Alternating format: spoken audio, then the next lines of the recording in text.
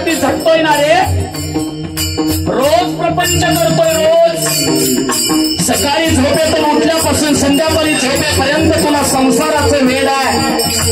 पण ऐक ना दादा, या जगाच्या पाठीवरती तुझं कोण आहे? अरे बहीण कुणाची, भाव कुणाचा, कोण कुणाचे सखे सोये रे.